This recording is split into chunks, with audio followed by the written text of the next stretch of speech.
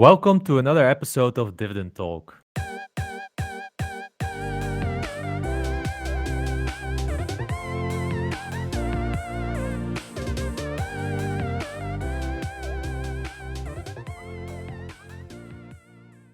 Today, we have Dividend Dane as our special guest, and we will have a conversation about real estate investment trust and all what's going on right now.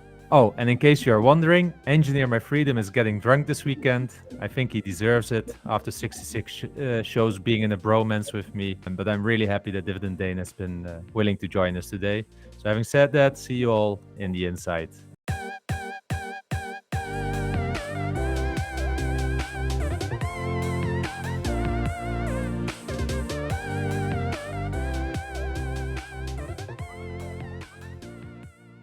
Hey, Dividend Dane, welcome back to the show. How have you been? I've been fine, European TI. Hope you're doing well. Definitely. It's been a busy week for me. I heard you also a bit talking about your work. So I hope, how you said, we can have some more fun now talking about dividend stocks and dividend investing. So Exactly. um, people that don't know you yet, we call you Mr. Real Estate Investment Trust because we all know that you have a strong passion for this. So I'm really glad that we can also talk a bit more about real estate investment trust here. I can definitely say that EMF and myself are not the strongest on this topic because we are deep with our heads into consumer staples. So I'm really looking forward for this.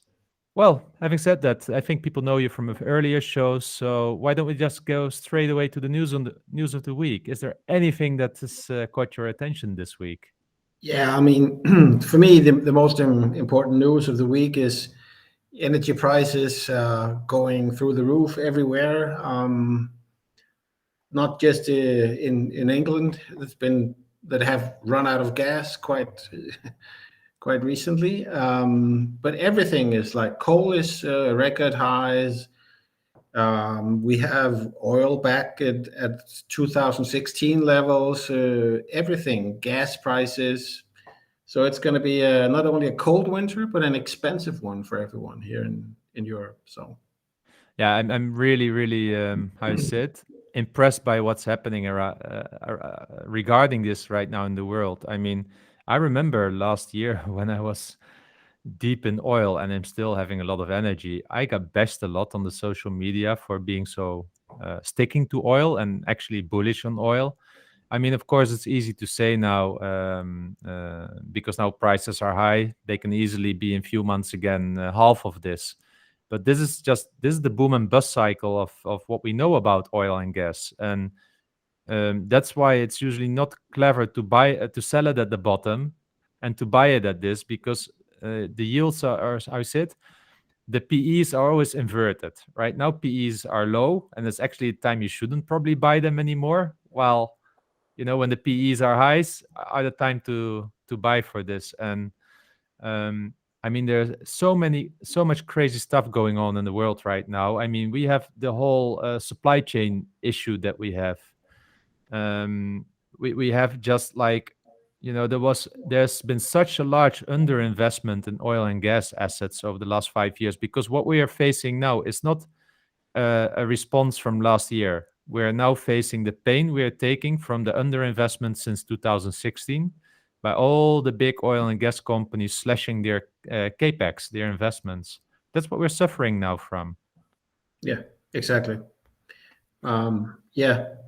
And I heard that not only is right now some of the OPEC countries are actually in the middle of doing a lot of work on their oil fields, so they can't just ramp up production so demand will outpace supply for quite a while, and Yeah. yeah, so it's the opposite of like you mentioned, you bought Rio Tinto at a like iron ore prices has been cut in half Yeah.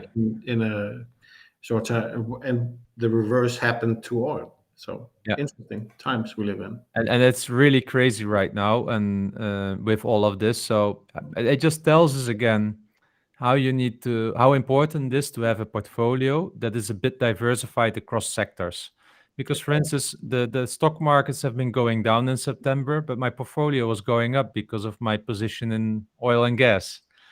Yeah, and this continuously it's going like this. So it's really important for us as investors to figure out on what sectors are we most bullish and build your positions accordingly, but stay diversified because it might just help you out in difficult times. Exactly. Well, we'll see where this goes. The winter is coming up in Europe. Gas prices, might create an issue to households. So inflation will come back. It will also be interesting to see what the ECB will do. And by the way, I even read that France is going to cap the prices of gas. They're not going to allow price increases. So also governments are stepping in at the moment here. Yeah, but they have an election coming up in France as well. I mean, so if people are freezing to death in in their houses, I mean that's probably not going to do well for any chances of Macron being reelected, I would imagine. He has an interest in making sure things don't go crazy down there. Well, from the other side, he gets them outside to go for a walk to the voting machine. Always look on the bright side here. Exactly, exactly. And we just had Germany, Germany, new elections. I mean, Yeah, yeah. Good. Hey, so that's all about energy. It will be really interesting to see this in the upcoming weeks. I think this story is definitely not done yet, and we'll see some crazy stuff. That's my expectation here. I would imagine so. So having said that, let's go a bit to the main topic of this week and have a conversation about real estate investment trust. And maybe as a recap, because we had you on a show earlier a little bit, can you for newer investors that are following our podcast, can you explain maybe in few words what is a real estate investment trust? Yeah. So the a real estate investment trust is a kind of a company form that or type of company that originated in the United States and then since been adapted across the world. Essentially, the point of it is that the real estate investment trust doesn't pay corporate taxes, but with that comes the responsibility that they have to pay out a very large percentage of what they earn through dividends. And that is why it is very attractive to dividend investors or dividend growth investors, because of that reason. You can be pretty sure that you're going to get a good dividend from those companies. Having said that, that is also where the taxation then happens. And so the government has an interest in having these companies. Yeah, and that's, I guess, also why it's called a trust, right? Exactly for that reason. Exactly. And how do the American real estate investment trusts differ from Europe? Because I think in Europe we often don't even call them an investment trust, right? Yeah, we have to some degree adapted the form of the real estate investment trust, but as always, Europe is not unified in how we do business. So there are differences from Britain to Germany, and not all countries have real estate investment trusts in Europe, but we always want each and every country want to meddle a little with the rules and regulations. So the overall framework is still somewhat the same, but there are local regulations to how much capital they must hold and how much of their income or earnings must come from real estate related activities. And there are some rules in Germany about having, if you have like the maintenance of the building or the managing part of the building, how that you have to restructure that in a different company. And so there's a lot of different rules and regulations, and that's why if you are a European investor, make sure you know what rules govern each and every country that you want to buy in, instead of just thinking, oh, it's all the same as it is in the US, because Yeah. it's not. And there can be also a couple of some accounting differences that are different from each and every country. So just something Yeah. to be aware of. No, and from a European Union point of view, I will never think we will see any consolidation there in the regulation, because if we can't even agree on the size and the how you say it, the width of a cucumber, Exactly. then and that's one of the more simple things than a real estate investment trust concept. Exactly. So, and then there was a question actually from one of our followers from Thiago, and he asked like more around how do we evaluate a real estate investment trust? And he started to ask about the price to earnings metrics and how Yeah. why do they typically look different between US and EU? You know, there's something specific about this, right? Could you elaborate a little bit more on Yeah. that? Um, I actually spoke to Tiago slightly just to make him clarify which sectors he was looking at. And he mentioned, like, for instance, a company that's been mentioned on Dividend Talk a lot of times, the German Vonovia. And he then compared it to an American company called Essex Property Trust, because they are essentially, they do the same kind of thing. Vonovia has a lot of apartments in Germany. Essex Property Trust has a lot of apartments in the western part of the US. And so, what I would say, and I'm not a fan of using the PE metric because it distorts the reality of the earnings. So, for instance, Vonovia trades at a PE of 7, which is, of course, very low. And if you look at the Essex Property Trust, you get a trailing PE of 51. So that's, of course, there's a big difference. But if you use the metric you would normally use, which is the price against the funds from operations, you get a more normal 25 metric. So that's one thing. But what I would say is that Vonovia has a lot of political risk.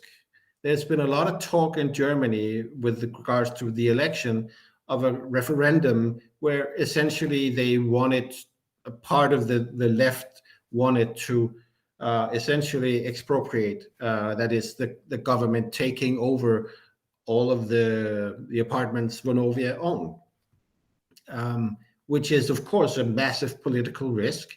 Uh, I don't personally think that there's any serious chance of that ever actually happening and be ratified legally. I don't believe that that would essentially end any and all investments in Germany. No one would, if the government can just come on in and take, then I don't think I don't think that would ever happen. But of course, the price is reflects the risk, as always. And if I was to extend that into most other European REITs, then you would have there's a lot of companies in England, and with all the Brexit, still we don't know where all this Brexit stuff is going to land. So their valuations have been compressed, a lot of them, because no one knows what's going to happen with things are not going great. Let's say it like that in the UK at the moment. So Yeah, and that is one of the reasons. yeah, and in the UK they don't have immigrants anymore, like people from Poland Exactly. that would actually rent the places there. So they're a Exactly. bit screwed up there, I would say. Yeah, that's really interesting, right? Because Vonovia is really one of the darlings in the dividend investment community from the Yeah. European dividend investor and you can see it also in the pricing, right? It was going down lately as well during due to the political risk. But that's also one of the reasons why I like Castellum actually much more. It's a different kind of a real estate company. But I have a feeling that they're more by being in Scandinavian countries, specifically Sweden. It feels all a bit more stable, and the German risk here is really present. And the politics are really intensive at the moment. Election time, Yeah. on the left nothing is right, and on the right is usually nothing left right. Exactly. So, So that, I think that sums up Vonovia pretty much here. But I believe you're also you also know about some other European rights, right? Right, and I believe before the show you mentioned one from Belgium also to me. Yeah, I think it was Rafa who asked if there was any European REITs that I would kind of recommend having a look at. And of course, I think that Vonovia is dirt cheap at the moment. I think that I think you might be well served by having a little of that. But I found a Belgian company called Warehouses de Pauw. The ticker is WDP, which is listed in Belgium, and they do logistic properties in Belgium, Holland, Luxembourg. They have a lot in the Eastern Europe, primarily in Romania. So they are very well situated for the whole. What we have a lot of in the US is these logistic REITs that are. We have a lot of shopping online and groceries being delivered and Amazon. Distribution centers and Exactly. warehouses. Yeah. And this is still in relatively new and I'd say relatively new. I know it didn't start yesterday, but it's not being built out to the same degree in Europe. And I think it's coming. There's a lot of surprisingly enough, a lot of German companies like Deliver Hero and stuff like that are doing a lot of stuff. So I think that's going to be a sector that's going to be very interesting to follow in Europe as well. Some of the big American companies have been on fire for the last couple of years. So I think it might be a good time to get into logistic distribution centers here in Europe as well. Yeah, and there seems to also be a market consolidation at the moment Exactly. between some of those delivery companies. Yeah, nice one. Never heard of it. Usually, when I hear about Belgium or Dutch real estate companies, those are commercial real estate, shopping malls, and such, like Euro commercial properties. I tend to stay away from it. Their dividends are really juicy, but they're just not predictable. Exactly. Yeah. And then, we also got quite some questions around the Real Estate Investment Trust Innovative Industrial Properties, IIPR. Is this the one around the cannabis and the weed? Exactly. Oh, nice. So The Dutch company. the Snoop Dogg investment trust. Yeah. Yeah. Well, I think the thing that most people misunderstand about this is that people think it's just a place where you grow weed, right?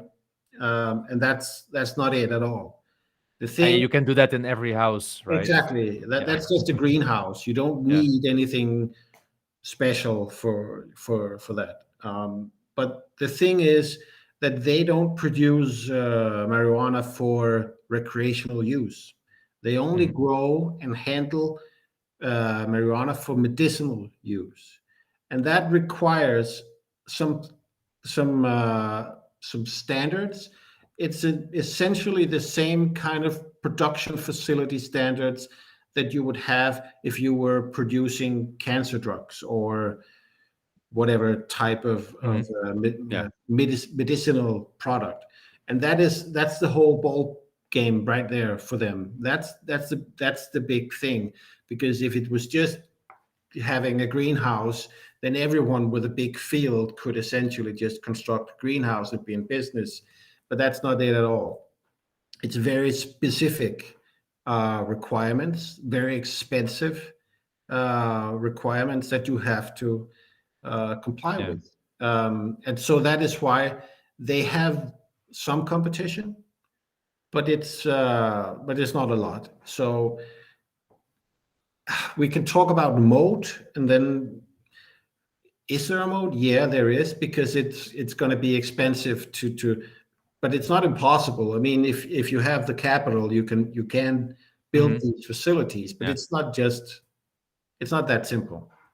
So Yeah. that is essentially the uh, the whole thing that keeps innovative industrial properties relevant is the fact that they are the ones that they were the first movers here, so they have the production facilities for all these companies that need to buy medicinal or have it handled in a specific way.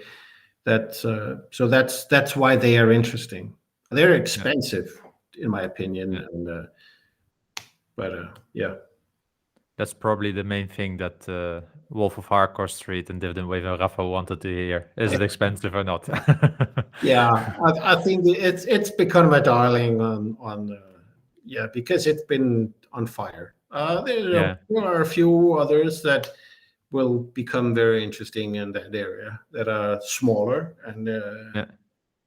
they are actually on the exchange, but not yet dividend paying. You still need to Yeah. make money before you can pay a dividend, even as Yeah, an exactly. investment trust.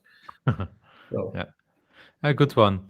So, and then there was also a question from Centrino about Omega Healthcare investors, and maybe I can talk a little bit about that because I've got it for 5 years in my portfolio now, and it dropped till 30 euro. It even went a little bit below 30 euro into 29s, and the question is typically, "Oh, is now the time to buy?" So I actually did a video about it not too long ago about real estate investment or high yielding companies, let's say, and I find Omega Healthcare starting to trade at its fair value right now. So my fair value is around the 29 something. So it's not cheap. It's just the fair price. And then if you look at the market we are in, I mean, if you want to create an entry position, maybe now's the time. But it wouldn't be for me a position right now to start building up really rapidly. Why is the stock down? The COVID-19 impact is starting to really hit the company now, right? In the sense that they have almost 9% of non-paid yeah, I said contracts at the moment, which is actually not an issue because if you follow the company, they're extremely transparent about what's happening. The political risk is with Omega Healthcare is continuously on there, and that's why it pays an 8% dividend or something like that, 7%, because of the political risk. Because with Medicare, Medicaid, Trump wanted to kill it. He failed with killing Obamacare. Biden will keep it, but he is also looking again at certain elements because generally healthcare in America is too expensive, and Omega Healthcare benefits a lot from being expensive because what they effectively do is if a person has only a few weeks left to live, you go to Omega Healthcare. They take half of your inheritance in fees for keep maintaining your bed. You'll die quite quickly, so they have a high turnover as well. It's a perfect business model because people typically or families are in a weak position right then. They will pay up to for these kinds of things. yeah, That's what the business model is. Politicians don't like it. They think this stuff is too expensive. Omega Healthcare is not the one charging them, but the renters are charging this. They provide excellent properties, good locations, and I've accepted this risk. I got a high yield in return for it for over the last 4 or 5 years, and it's one of my best dividend payers in my portfolio. So this long term, I think it's a pretty good deal. Short term, there are definitely some risks here that you need to yeah, feel comfortable with. A dividend cut could happen. It might go from 7% to 5%, but this is not something that goes to zero overnight unless there is fraud. Yeah. yeah. I agree. I completely agree. If you want to build a long term position, you're not in a hurry, in my opinion. You can wait there because, like you said, there are some risks, but it won't go to zero. Let's just put it like that. Yeah. So Yeah. Okay, so before we close out this topic then about real estate investment trust, and because we still have quite some questions as well, just out of curiosity, which real estate investment trust are you really bullish on now, right now? Would you like to share that with the audience? actually, I quite like a company that was in your portfolio review the other day, last time. I like the company called Vici. quite a lot. Vici is a it's essentially kind of the same business model as people will know from realty income. It's called a triple net lease, which means that you own a building, you find someone that will lease the building, they will pay you to lease it, but they will also pay the costs of maintaining the building and taxes, insurance, and whatever. So you essentially hand them the keys and they will pay you for that and they will pay everything else. So that is the difference between them and realty income is their customers. The customers are the ones that runs the casinos, all of them basically in Las Vegas. They own most of Las Vegas, all the big, the really big casinos on the Las Vegas Strip, including the second largest casino property or hotel in the world. So, and it's been trading sideways for essentially the last 6 months. And it has, of course, to do with the fact that there are no tourists in Las Vegas. So, because you can't travel to the United States at the moment, if from Europe, you can't from Asia. So it's although Las Vegas opened, it's only Americans, and and there's whole issues still with the COVID-19 and whatnot. So, but I think that long term, that is very much a property company that I would love to own. I really like the company. Uh, Super. I'm very bullish on them. Well, and we know that sex, drugs, and gambling will always be popular, and always Exactly. people want to pay up for it. So from Yeah. that point of view, The Las city of Vegas. sin will never die, I think. Exactly, exactly. And this is maybe also good that you mentioned that because we reviewed the portfolio from Mark Van Essen last week, and Yeah. EMF and I were, of course, talking a little bit like maybe you should reconsider some of that. And then you reached out to us on Twitter, so hey guys, you actually have it quite a bit wrong. Mark has, you know, Yeah. he has actually quite an interesting portfolio. So you challenged us a little bit, and I think it's really good that you give that voice. And I believe you also had some other thoughts about how you say it about Star, ticker Star, STAR, and such. Yeah. So maybe you could give your voice as well to put it a Yeah. bit in balance to what EMF and I said. Yeah. So the Star ticker, the company called iStar, they they have appreciated quite a lot, about 125% the past year, and then automatically it looks as if it must be overvalued. But the thing is what Star actually owns, and they own another. Well, they own two-thirds of another company that's called Safe. It's called Safe Hold. The ticker is Safe, um, and and they have a very revolutionary new concept that has been very popular with the real estate community. So that's so in the US. So this company has skyrocketed, and so Safe is currently worth 4.2 billion US dollars. And remember, iStar owns two-thirds of that equity. So that's around 2.8 billion that their part of Safe is worth. And iStar is only has a market cap of around 1.8 billion. So they own something worth 2.8 billion, but the company itself is only valued at 1.8. So there is a massive disconnect there. Yeah. They should be trading much higher. And so I think that at some point the market is going to to realize that, and that then Star will be valued at a more reasonable price. I think it could easily double from here. So I Thanks. think Thanks. that Mark has, depending on when he got it, I think Mark is he's got a he's got a pretty good thing going here. If he bought it a year ago, he should be happy. But if you look Of at of course, if you look at the dividend currently, then it's not great, but it mhm, all depends on where you got it. So yeah. yeah, Well, so thanks for that, Mark. If you're listening, I believe you heard it now from Mr. Reed himself. I think better listen to him than to us. And I hope this helps you also still in your evaluation for your portfolio. But having said that, we actually have the next person also with their portfolio here, and let's have a look into that because it's actually quite popular. People reach out to us to review their portfolios. In this case, it's Casper Heung. I'm not sure if I pronounce it well. Casper, let us know if not. And he has a quite interesting portfolio that he shared with us, and I will go a little bit through the tickers. The first ticker is DEC. It's an energy company from the UK.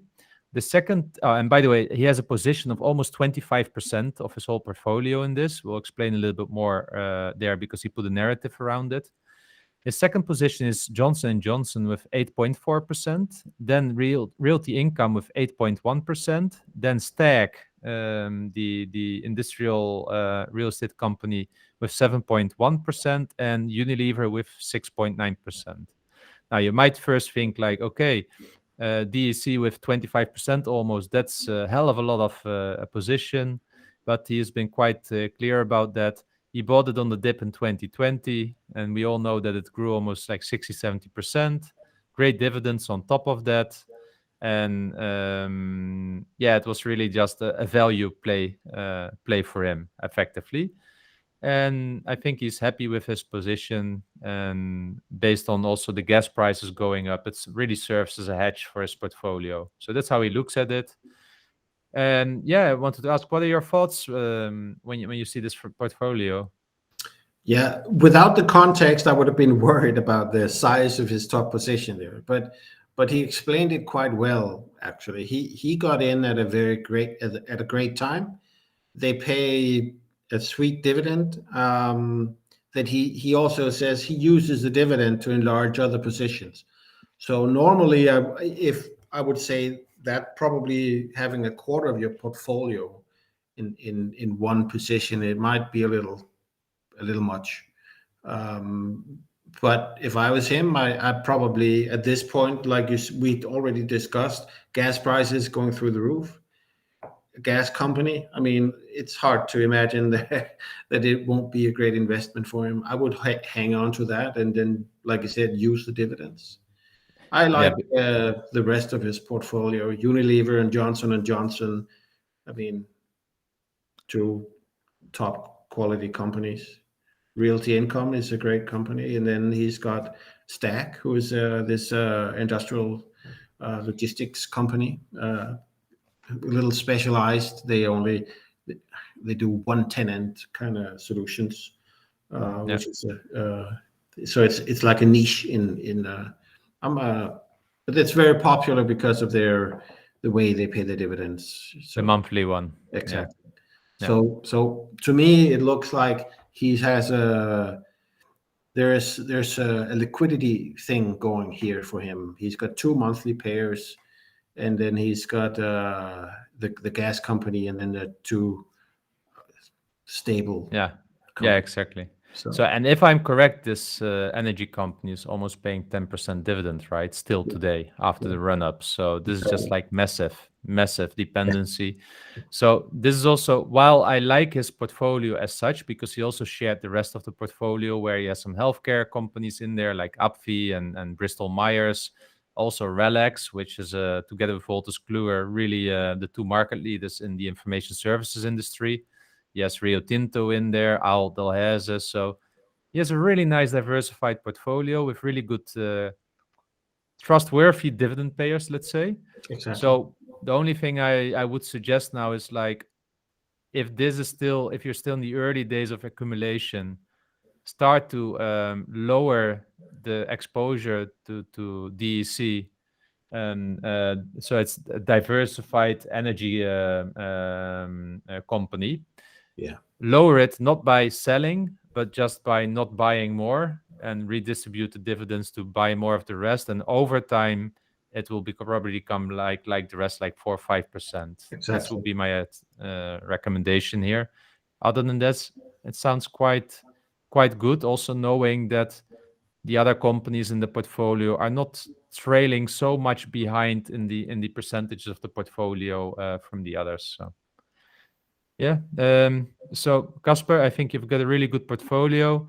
Price yourself lucky with diversified energy as your main holding. It was I mean, an excellent play, I would say, with all what's happening now. So well done.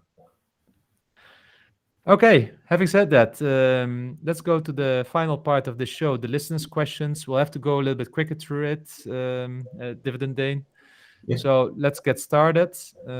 We have the first question actually from Mark van Essen, who we reviewed his portfolio last week, and he asks if we know anything about HRL, which he's looking into at the moment, and what do we think about the company and the stock? And then secondly, what do we think about the concern of inflation putting pressure on margins in this sector? Does it look like is it a temporary thing, or what's your take? I think. I believe it's Hormel. They do canned foods of all sorts. In I don't even know if they're in Europe, but I know they're in the States. Mhm. I think that food prices, like everything, has gone up. I don't Mhm. think that Hormel can evade inflation. That would surprise me. Yeah. Um, Yeah, really simple. Look, Harmel, and I think that's also why it's asking it. It almost dropped 20% in the since August, let's say. So that's why it probably pops up on people's radars, but it still has a PE of 26, a dividend yield of 2.4 for a food packaging company, let's say, a consumer staple with minimum growth. I find that how you said. I find it just not attractive. It would need to, for me, it would need to probably trade around the low 30s to become interested in such a company. So Mark, I would just actually look maybe more in how is it with ticker symbol GIS. I forgot the name quickly of the company. General Mills. Yeah, General Mills. It's funny. I know the ticker better than the company name because they bought. They went also a bit into pet food. Maybe there's some more growth profile behind that company. Okay, so the next question is from Martijn Hoek. I know it's particular regarding to tweet for me because I ask where do I put my war chest, because I put a tweet out that I still have a war chest, and he asked me, is it on the bank or in the S&P 500 ETF?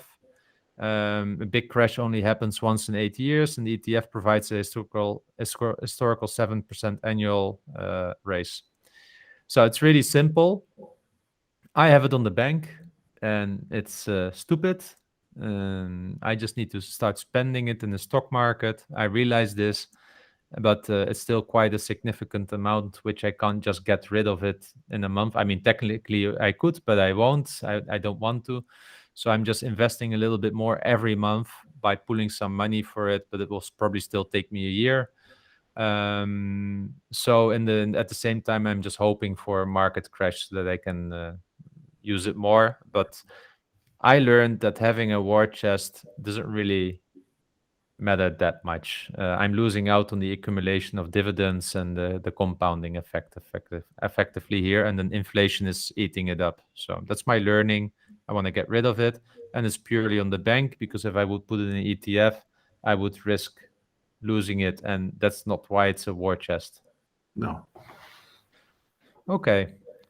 So then the next question is from Depper Dividends, and he is asking, what do you say to those who claim investing in real estate investment trust are substantially inferior to outright investing in real estate?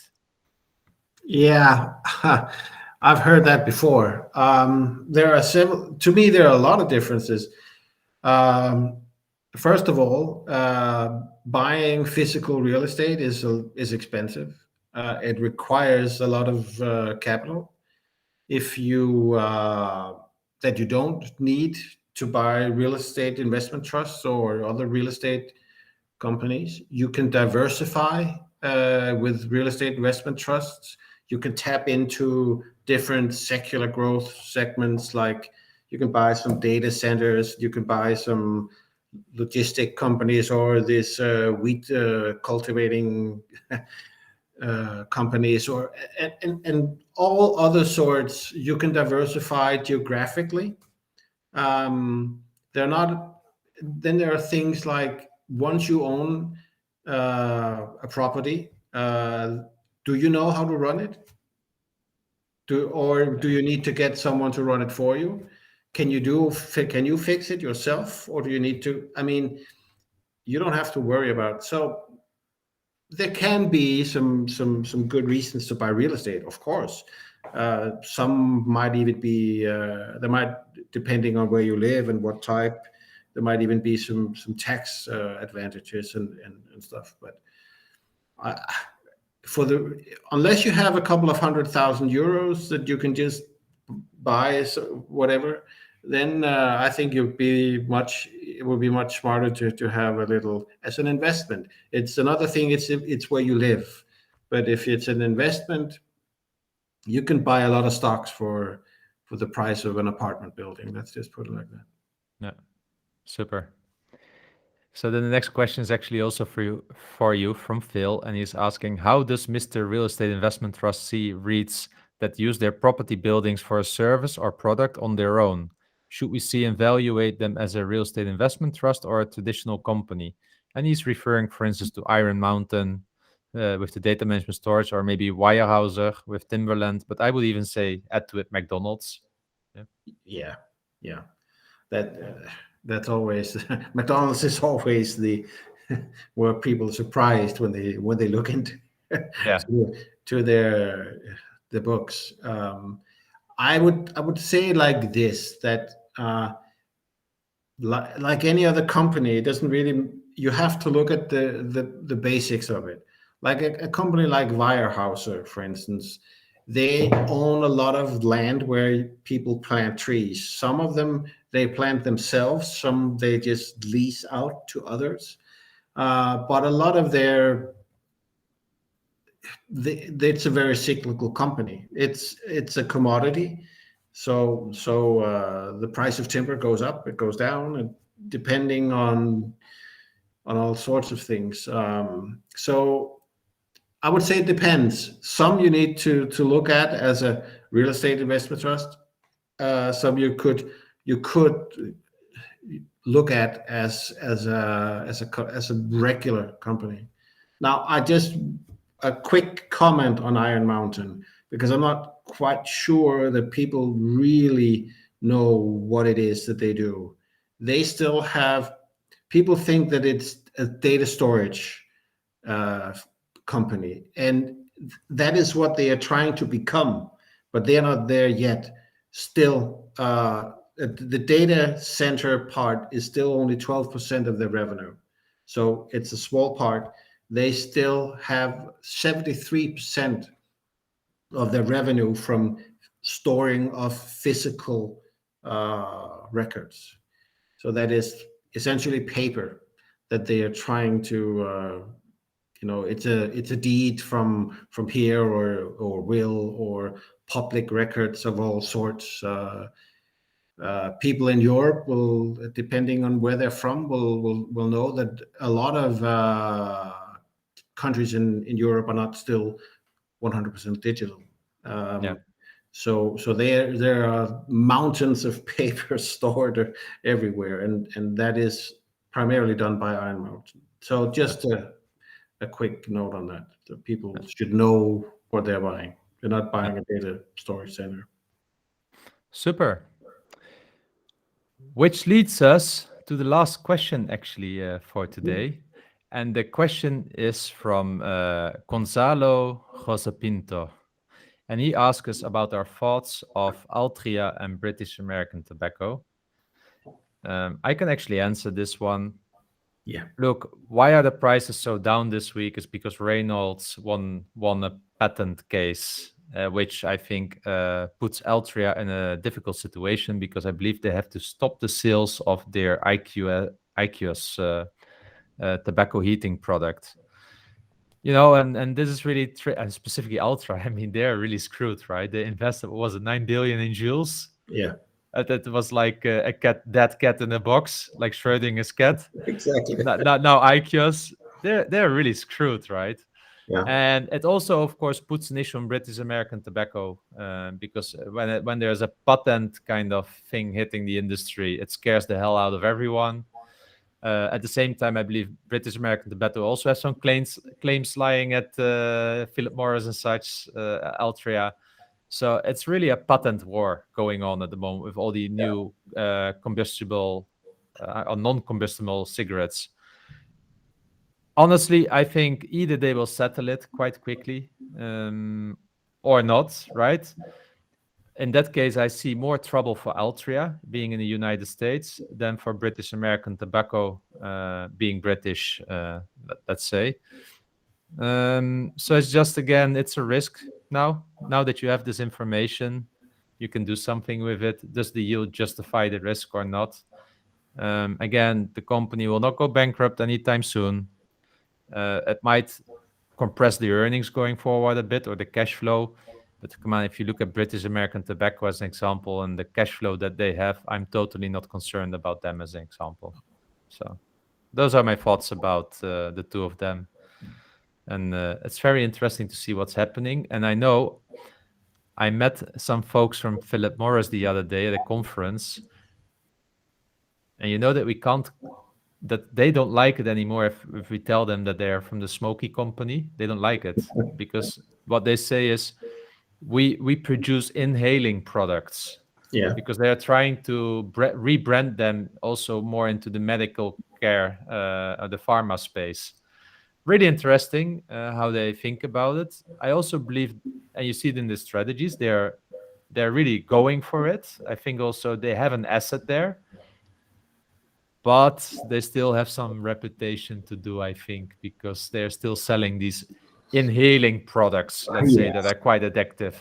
exactly. I think if I was part of a tobacco company and I wanted to make inhaling products that were medicinal, I think I would spin that off into another company. Yeah, Just probably as the well. Yeah, whole branding thing yeah, is going to be very, very difficult, I would imagine. exactly.